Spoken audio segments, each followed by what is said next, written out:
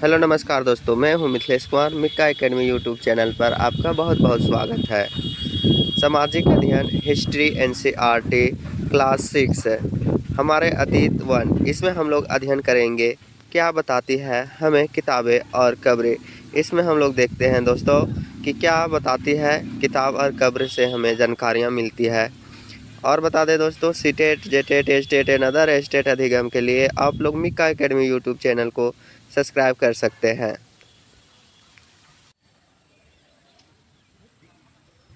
क्या बताती है हमें कब्रें और किताबें। अध्याय 5, दुनिया के प्राचीनतम ग्रंथों में एक।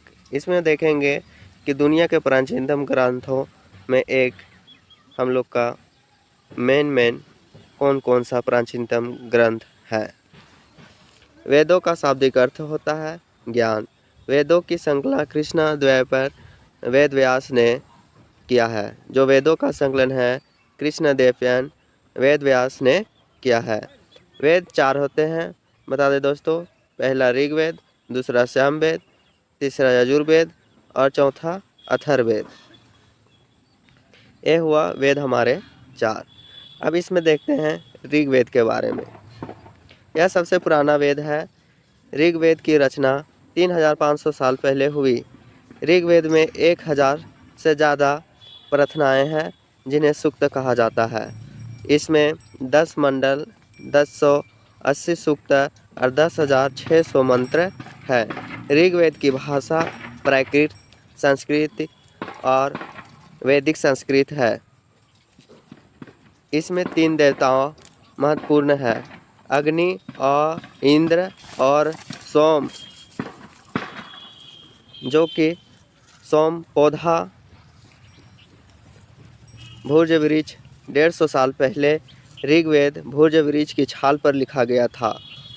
यह पांडुलिपि पुणे महाराष्ट्र के एक पुस्तकालय में सुरक्षित है।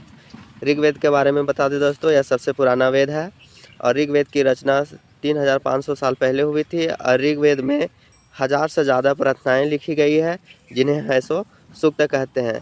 इसमें 10 मंडल, 128 सूक्त, 10,600 मंत्र है और ऋग्वेद की भाषा प्राकृत संस्कृत या वैदिक संस्कृत है। इसमें 3 देवताएं महत्वपूर्ण हैं, अग्नि, इंद्र और सोम। जो कि सोम है सो पौधा भूर्ज वृक्ष 150 साल पहले ऋग्वेद भूर्ज वृक्ष की छाल पर लिखा गया था। यह पांडुलिपि पुणे महाराष्ट्र के एक पुस्तकालय में सुरक्षित रखा गया है।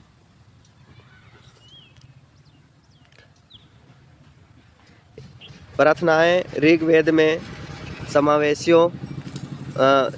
में मवेशियों खास करके पुत्रों और घोड़ों की प्राप्ति, रथ खींचने, लड़ाई के लिए अनेक प्रार्थनाएं हैं।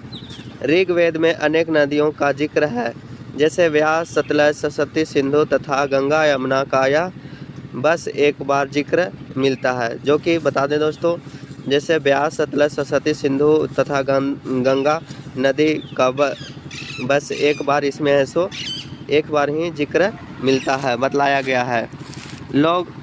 लोगों का वर्गीकरण काम, भाषा, परिवार या समुदाय, निवास स्थान, संस्कृत परंपरा के आधार पर किया जाता है। इसमें देखेंगे लोगों की विशेषता बतलाने वाले शब्द।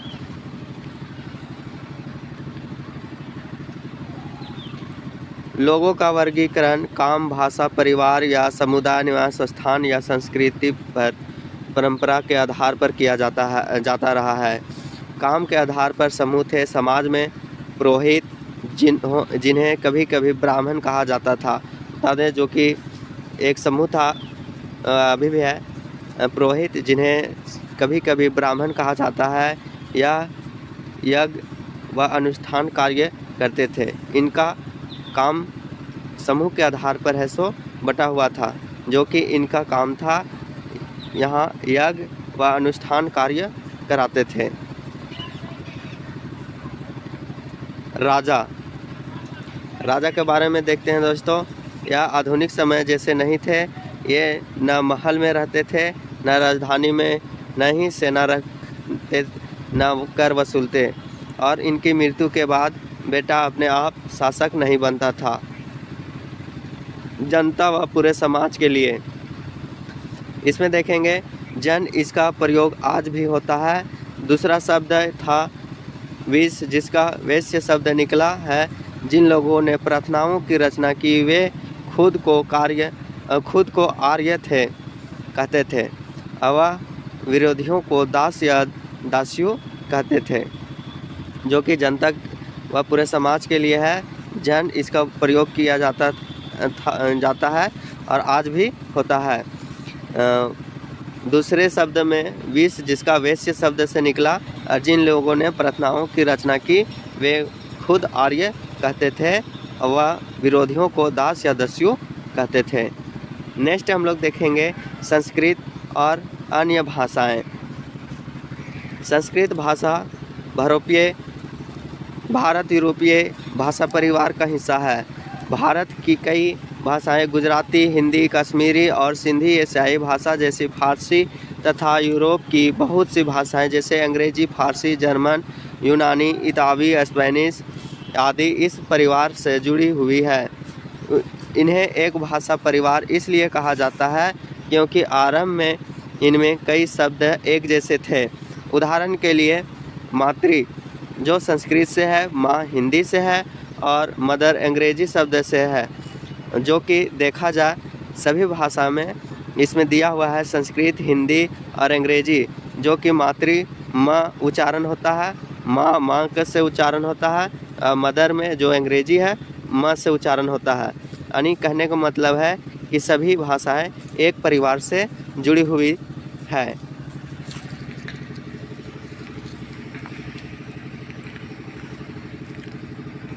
असमिया उपमहाद्वीप में दूसरे भाषा परिवारों की भी भाषाएं बोली जाती है।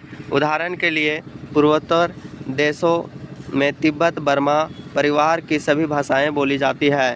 तमिल, तेलुगु, कन्नड़ और मलयालम द्रविड़ भाषा परिवार की भाषाएं हैं।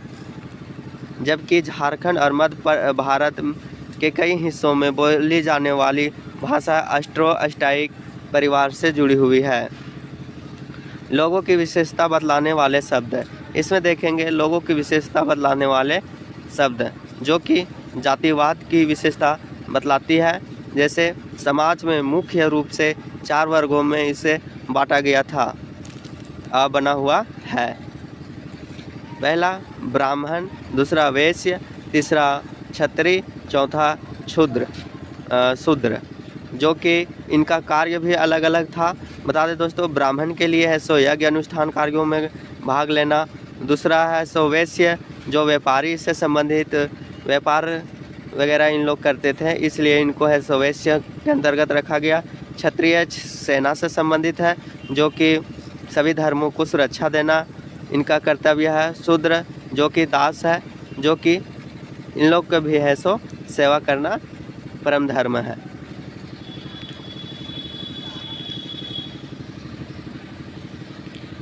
खामोश प्रहरी कहानी महापाषाणों की। इसमें खामोश प्रहरी कहानी महापाषाणों की अध्ययन करेंगे दोस्तों। 3000 साल पहले शुरू हुई ये शिलखंड महापाषाण बड़ा पाषाण पत्थर से पत्थर दफनाकर इस जगह पर लोगों द्वारा बड़े करीने के लगाए गए थे। यह प्रथा दक्कन, दक्षिण भारत, उत्तर पूर्वी भारत और कश्मीर में प्रचलित थी। मृतकों के साथ लोहे के औजार, हथियार, पत्थर, सोने के गहने, घोड़े, कंकाल महापाषाण काल 3100 साल पहले लोहे का प्रयोग आरंभ हो गया था। इसमें दिया गया है कि जो यह प्रथा थी दक्कन, दक्षिण भारत, उत्तर पूर्वी भारत और कश्मीर में प्रचलित थी।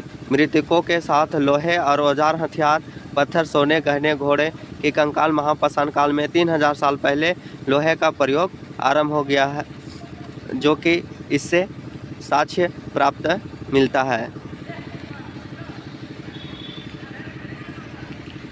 इमाम गांव के एक विशिष्ट व्यक्ति की कब्र। इसमें हम लोग देखेंगे इमाम गांव में एक कब्र पाया गया, उसमें विशिष्ट व्यक्ति का कब्र था। तो क्या क्या इसमें था देखते हैं। 3600 साल से 2700 साल पहले भीमा सहायक नदी घोड़ के किनारे एक जगह है। यहाँ वयस्क लोग वो को प्रायः गड्ढे में सीधा लिटाकर दफनाया जाता था। उनका सिर उत्तर की ओर होता था। कई बार उन्हें घर के अंदर ही दफना दिया जाता था। खाना खाने और पानी पीने का बर्तन सबके पास रख दिए जाते थे। इमाम गांव में पुरातत्वविदों को गेहूं, चावल, दाल, बाजरा, मटर आदि तिल के बीज मिले हैं। जानवरों की हड्डियां मिली। गाय, बैल, भैंस, बकरी, भेड़, कुत्ता, घोड़ा, हिरन, सुअर, चिड़िया, कछुआ, केकड़ा और मछली की हड्डी भी पाई गई इमाम गांव से। नेक्स्ट हम लोग देखते हैं दोस्तों एग्ज़ाम के दृष्टिकोण से कुछ महत्वपूर्ण तिथियां। वेदों की रचना प्रारंभ लगभग 3500 साल पहले हुई थी। इमाम गांव में कृषकों का निवास 3600 साल से 2700 साल पहले हुआ था। चरक लगभग 2000 साल पहले। महापाषाणों का निर्माण की शुरुआत लगभग 3100 साल पहले।